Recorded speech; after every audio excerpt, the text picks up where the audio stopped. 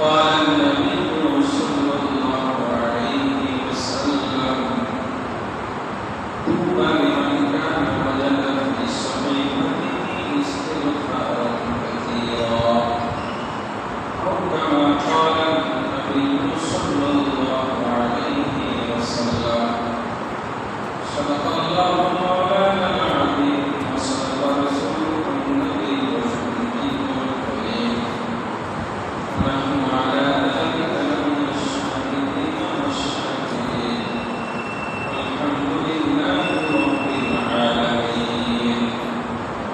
وقال تعالى إن الله وملائكته يصلون على النبي يا أيها الذين آمنوا صلوا عليه وسلموا تسليما. اللهم صل على محمد وعلى آل محمد كما صليت على إبراهيم وعلى آل إبراهيم إنك حميد مجيد. اللهم بارك على محمد وعلى آل محمد كما باركت على إبراهيم وعلى آل إبراهيم إنك حميد مجيد.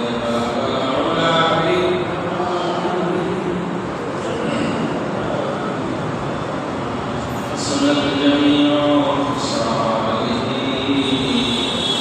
صلوا عليه وآله يرحم مسكن حوالي الكعبة بني مدفن ديار المدينة بلغ العلا بكماله كشف الهدى بجماله حسنت جميع خصاله صلوا عليه وآله. معزز محترم حاضرین، شکر و خوشی محمد و شکر علیه جناب محمد خدا کریم পবিত্র জমাতে জমা নামাজ আদায় করার পরে আগে আগে মসজিদে এসে এই কিছু কথা বলবার সময় সুযোগ করে দিলেন। সেই মহান প্রভুর প্রস্তাব থেকে কালিমা শুকর জবান করে ভক্তি সহকারে সমস্যায় শহীদ কণ্ঠে আলহামদুলিল্লাহ।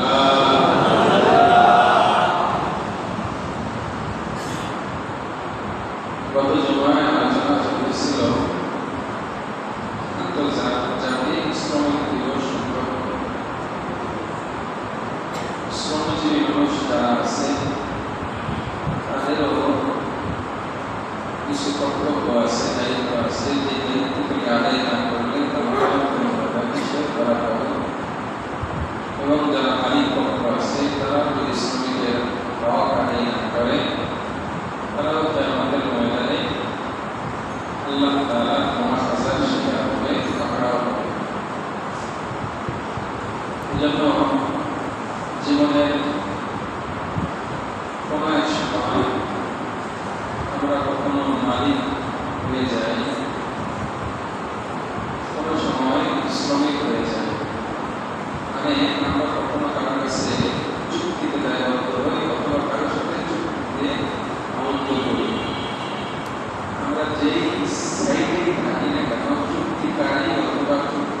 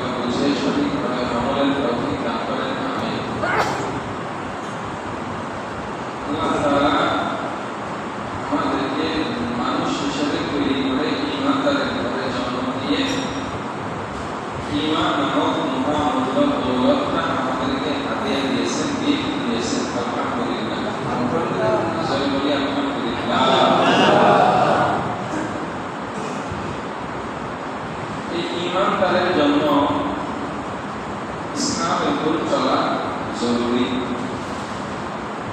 ইসলাম নামক যে সামিয়ানাটা, এটা 5টা খুঁটি দ্বারা দাঁড়িয়ে আছে। আল্লাহ হাদিসের মধ্যে বলেন, বুনিয়াল ইসলাম আলা খামসিন শাহাদাতি আল্লা ইলাহা ইল্লাল্লাহ। আল্লাহ নবী বলেন, ইসলাম নামক যেই সামিয়ানা, ইসলাম নামক যে গাছ, ইসলাম নামক যে বস্তুটা, এটা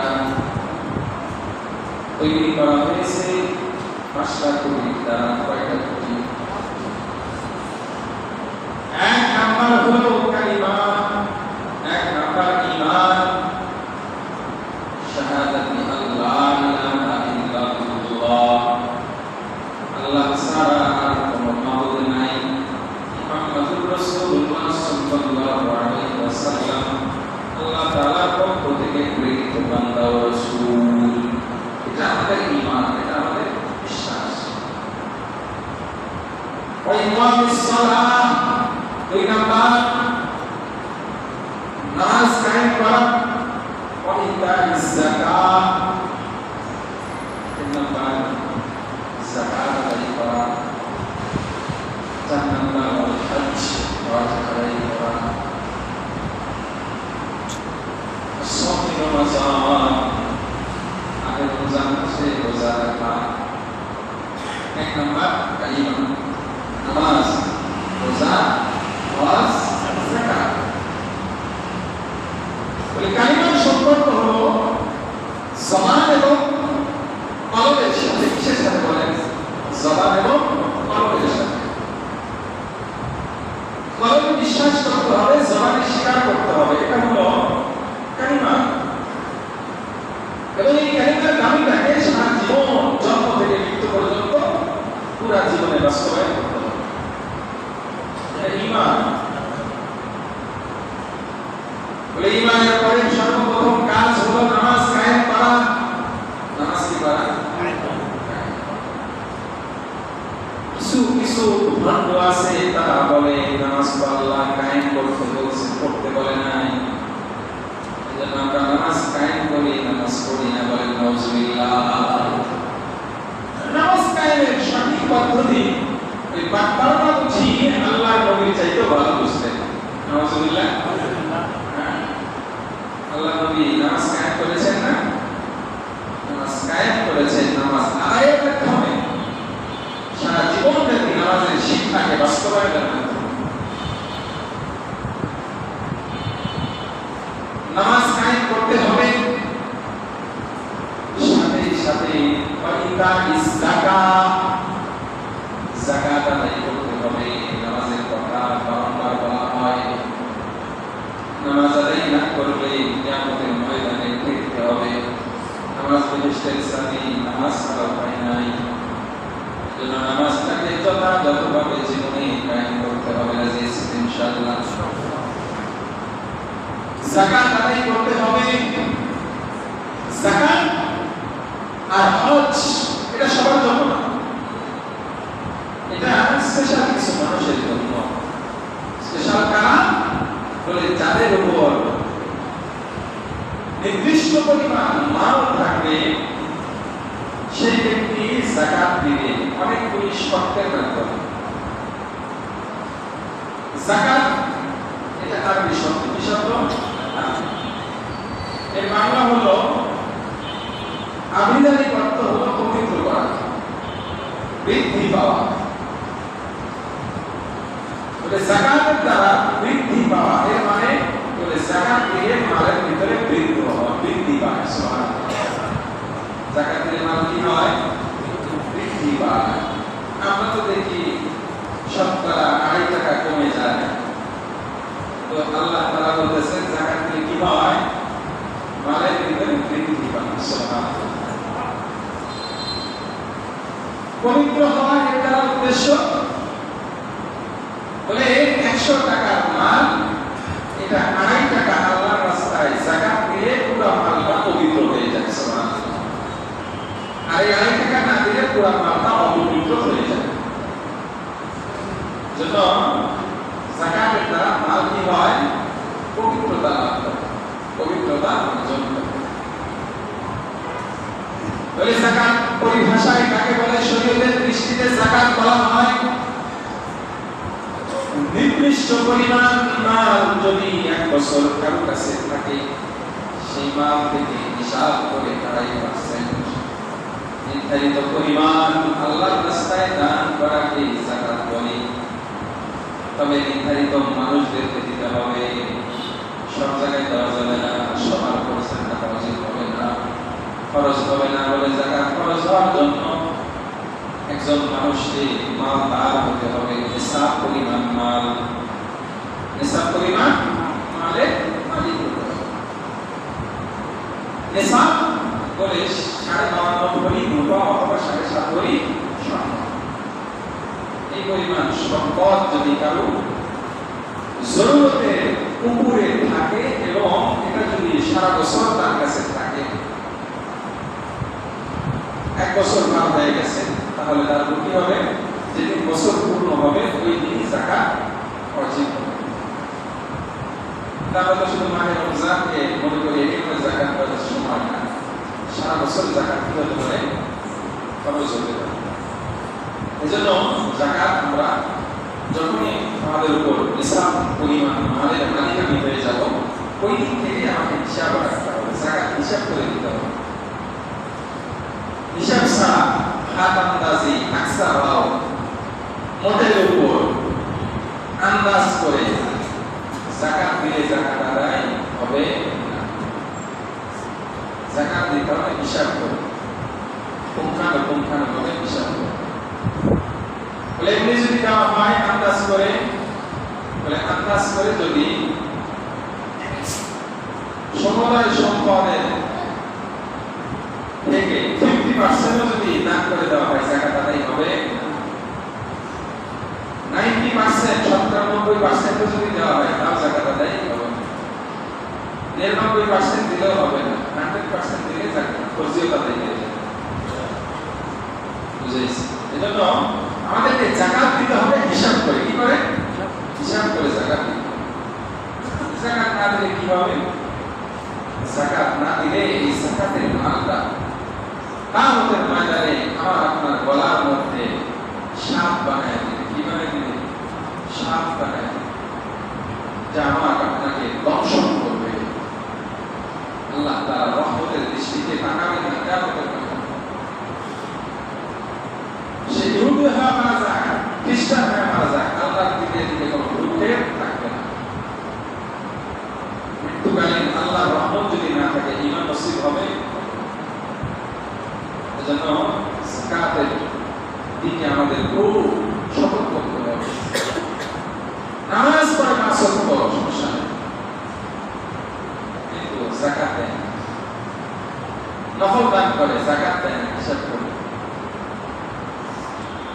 হজ করে, উমরা করে, নফল হজ করে, তারপরে জনদরদি কাজ করে, জনগণের উপকার করে, সাধারণ মানুষকে সহযোগিতার হাত বাড়িয়ে হিসাব করে যাকাত দেয়, তাহলে সে ইসলামের একটা খুঁটিকে ভেঙে ফেলবে। এজন্য আমাদের হিসাব করে যাকাত আদায় করতে হবে। আল্লাহ তাআলা আমাদের সবাইকে হিসাব করে যাকাত আদায়ের তৌফিক দান করেন। আমিন। বলে ইসলামের আরেকটা খুঁটি হলো হজ। ইসলামের একটা খুঁটি কি? হজ করা। ওয়াল হজ্জি, হজ করা এটাও আল্লাহ তাআলা মানুষের জন্য ফরজ করে দিয়েছেন। আল্লাহ তাআলা কোরআনে বলেন, ওয়ালিল্লাহি আলা নাসি হিজ্জুল বাইতি মান ইসতাতা ইলাইহি সাবিলা। এই যাদের সামর্থ্য আছে তাদের জন্য আমি হজটাকে বাধ্যতামূলক ফরজ করে দিলাম। ঈমানদার মানুষ, হজ তার জন্য ফরজ। হজ ফরজ হওয়ার জন্য দুইটা জিনিস দরকার। কয়টা জিনিস? এক নাম্বার হলো তার শারীরিক সক্ষমতা থাকতে হবে। কি থাকতে হবে? শারীরিক সক্ষমতা থাকতে হবে। 2 নম্বর,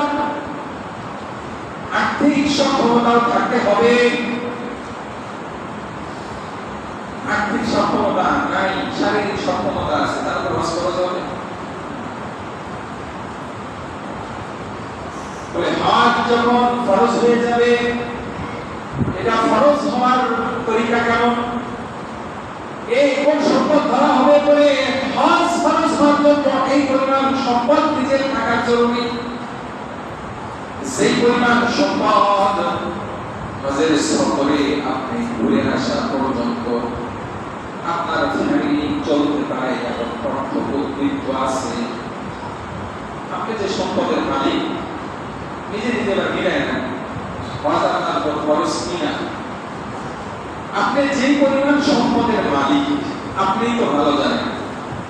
বর্তমান বাজারে হজ করতে কত টাকা লাগে এটাও জানেন।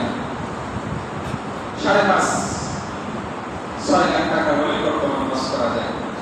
নরমাল ক্যাটাগরি বিয়ে দিতে গেলে আরো বেশি লাগবে। এই 6 লাখ টাকা, এই 6 লাখ টাকার সম্পদ আপনার আছে কিনা আপনাকে দেখতে হবে।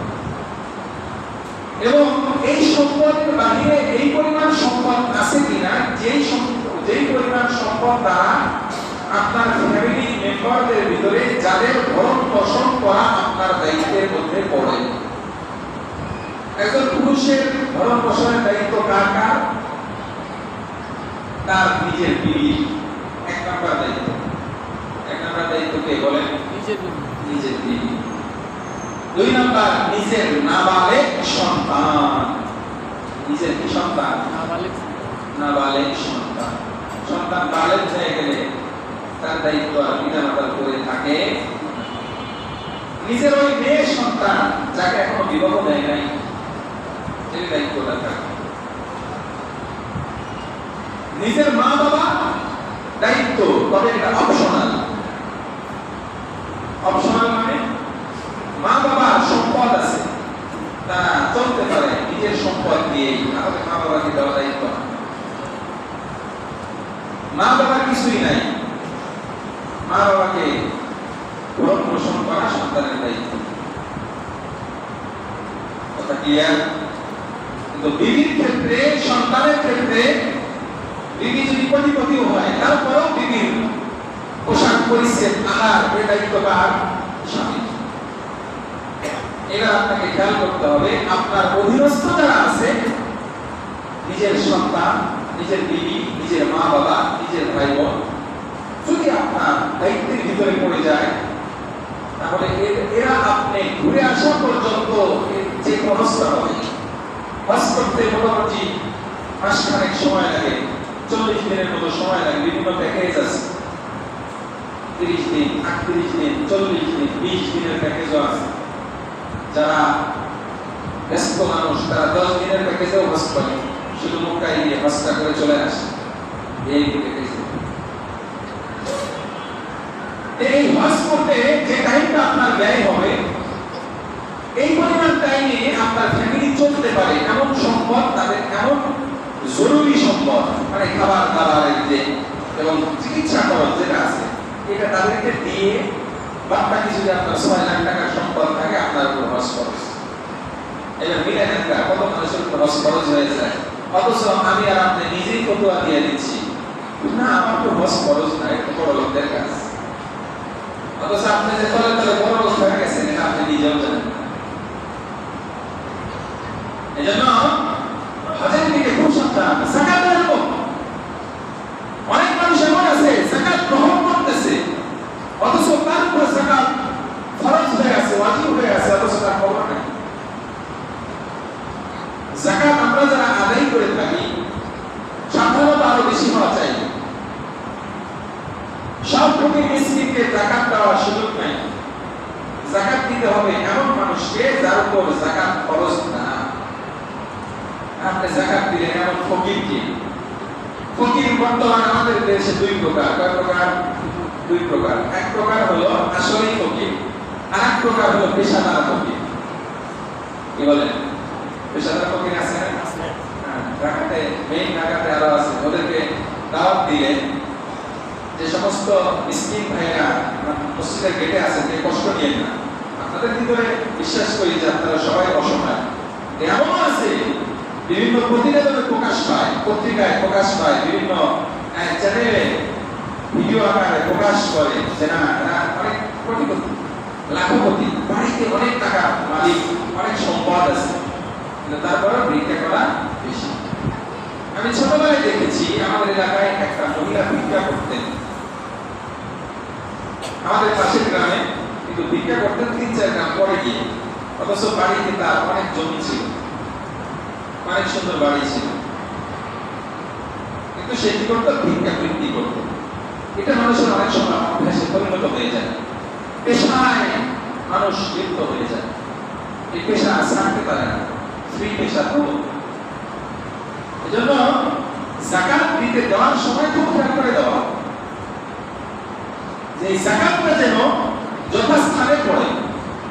এমন মানুষকে যাকাত দিলে যে নিজেই যাকাতের দেওয়ার হক রাখে, যার উপর কর্তব্য, তাকে যাকাত দিলে আমরা যাকাত আদায় হবে। আমরা এই যে দান সদকা করি, যাকাত আদায় করি, এটা তো আমরা আসলে তো দিচ্ছি বাহ্যত তাকে, ফকির মিসকিনকে, কিন্তু এটা আসলে চলে যায় কোথায়? আসমানের মালিকের হাতে। সুবহানাল্লাহ।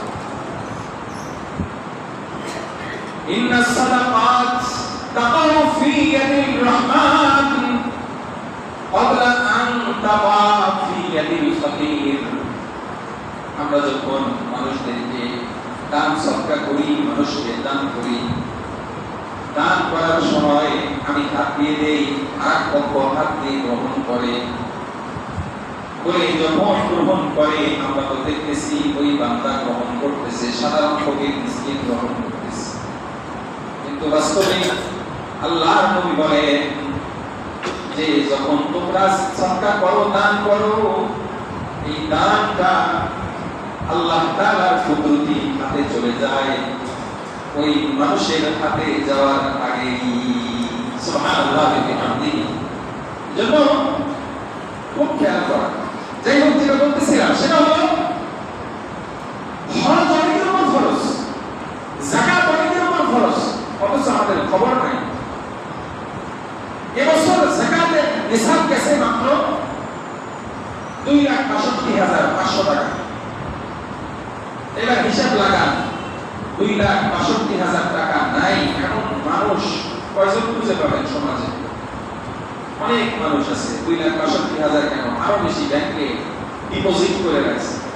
যারা শ্রমজীবী মানুষ আছেন তাদের ভিতরেও অনেক এমন আছে যারা ব্যাংক ব্যালেন্স 5 লাখ, 6 লাখ, 10 লাখ। এমনি ভাবে আপনাদের ওই যে একটা ফান্ড আছে না, চাকরির যে একটা ফান্ড আছে, ফান্ডের টাকাও যদি হয় এটার উপরে যাকাত আসবে। এটার মালিক আপনি, এটার মালিকও কি? অথচ নিজেকে মনে করতেছেন আপনি মিসকিন, আপনি গরিব না, ধনী। আপনি কি ধনী? এই জন্য হজের মৌসুম আসলে হজ করতে হবে।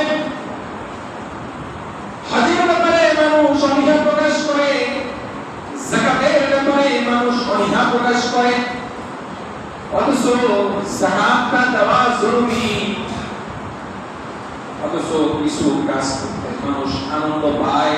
সামনে আসতেছে কুরবানি, কি আসতেছে? কুরবানি। কুরবানি সামর্থ্য নাই, তারপরেও কুরবানি দিবে। কেন কুরবানি দিবে?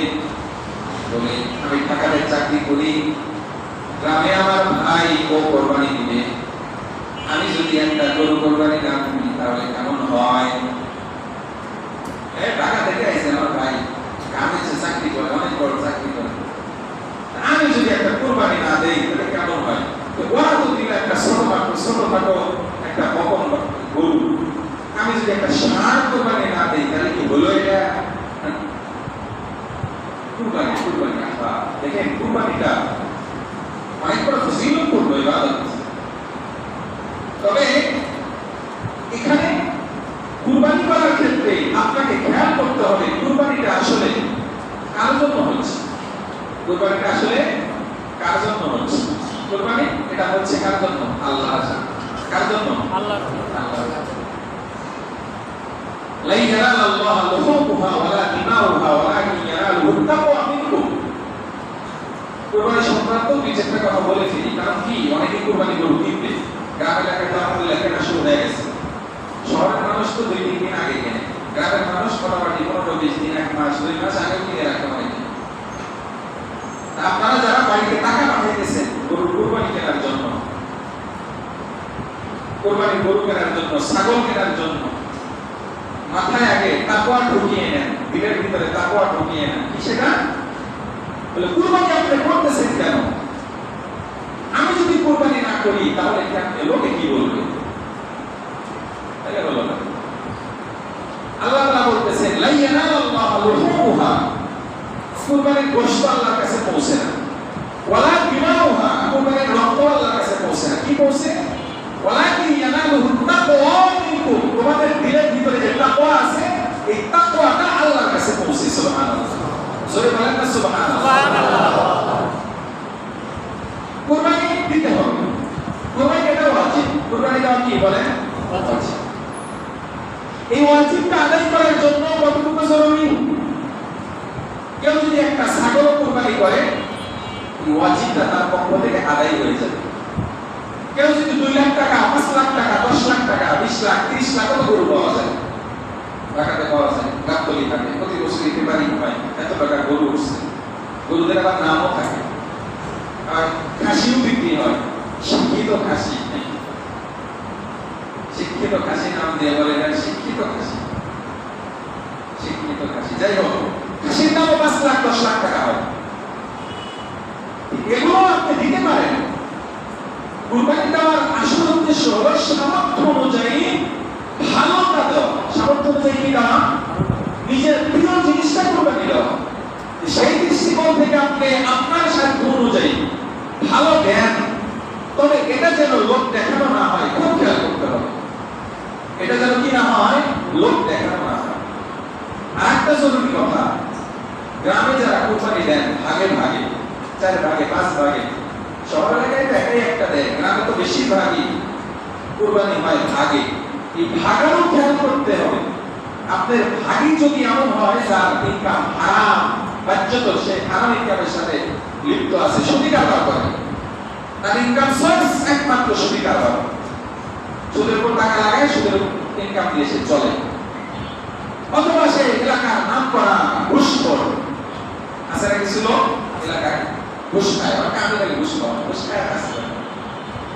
এমন যদি হয়, এমন ভাগীকে নিজের ভাগার হিসেবে চয়েস করা যাবে, হালাল ইনকাম খায় কিনা। এবং যারা এসব কুরবানি দিচ্ছেন নিজেদের ভিতরে একটু আলোচনা হওয়া চাই, ভাই কেন কুরবানি দিচ্ছেন? আল্লাহর উদ্দেশ্যে নাকি গোশত করার নিয়তে? এখন আপনি খেয়াল করে দেখবেন, কুরবানিতে যে পরিমাণ গরু কুরবানি হয়, রমজান মাসেও প্রত্যেকটা এলাকায় গরু জবাই কিন্তু কম হয় না। এদের উদ্দেশ্য তো গোশত খাওয়া হয়। রোজার ঈদে যারা গোশত খাওয়ার জন্য গরু জবাই করছিল, ওই নিয়তে তো মাহে দিলহজে এখানেও তো কুরবানিতে শরীক হতে পারে। যে কুরবানির সময় তার গরুর গোশত অ্যাভেলেবেল হাট বাজারে পাওয়া যাবে না, ঈদের দিন সবাই মিলে যাবে, একসাথে খাইতে পারে, এরকম বলে চলবে। নিয়ম খালেস হতে হবে, ঠিক আছে না? ইনশাআল্লাহ কুরবানি হবে কার জন্য? আল্লাহর জন্য। এজন্য কুরবানি করার ক্ষেত্রে আপনার ভাগানো গুলি খেয়াল করতে হবে, হালাল খায় কিনা এদিকে খেয়াল করা।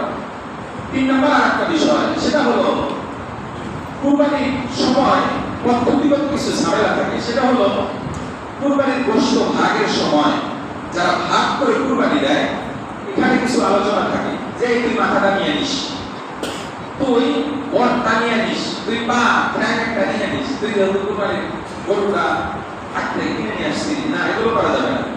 প্রত্যেকটা কাজ হবে পারিশ্রমিকের ভিত্তিতে।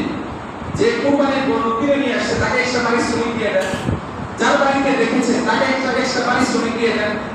বাদ বাকি পুরা গোশত, পুরা হাড্ডি, পুরা মাথার যে মগজটা হবে, সব কিছু পুঙ্খানুপুঙ্খানু ভাগাভাগি ভাগ করে নিন। এবং এটা আগে বলা হয়েছে কিতাবের ভিতরে পাখা দিয়ে, একদম আপনার মাপক যন্ত্র দিয়ে, দাড়িপাল্লা দিয়ে, অথবা যে স্কেল বের হয়েছে, স্কেল দিয়ে একদম সুন্দরভাবে হিসাব করে দিন। এরপরে আপনারা আপসের ভিতরে হাতিয়া কম বেশি আপনি দোস্তকে দিলেন 2 কেজি বাড়ায় দেন না, কিন্তু যৌথ ভাগের সময় পুঙ্খানুপুঙ্খ ভাগে সুন্দর করে ভাগ করতে হবে, যতটা কোরবানি হবে না। এই জন্য খুব খেয়াল করেন, ঠিক আছে ইনশাআল্লাহ। আর যে খেয়াল করতে হবে আমার কুরবানিটা যেন হালাল ইনকামের পয়সা থেকে হয়। কিসের থেকে হয়? হালাল ইনকামের পয়সা থেকে হয়। হোক সেটা ছোট, হোক সেটা ছাগল, কিন্তু হালাল ইনকাম থেকে হতে হবে। হালাল ইনকাম থেকে কুরবানি যদি 20 লাখ টাকা দিয়েও গরু হয়, অথবা 50,000 টাকার একটা ছাগলও হয়, ওটার চাইতে 10,000 টাকা দামের একটা ছাগল অনেক দামি হবে আল্লাহর কাছে। এই জন্য খুব সাবধানতার সাথে এই সামনের কুরবানিটার দিকে খেয়াল করবো। আল্লাহ পাক আমাদেরকে কবুল করে নেবে।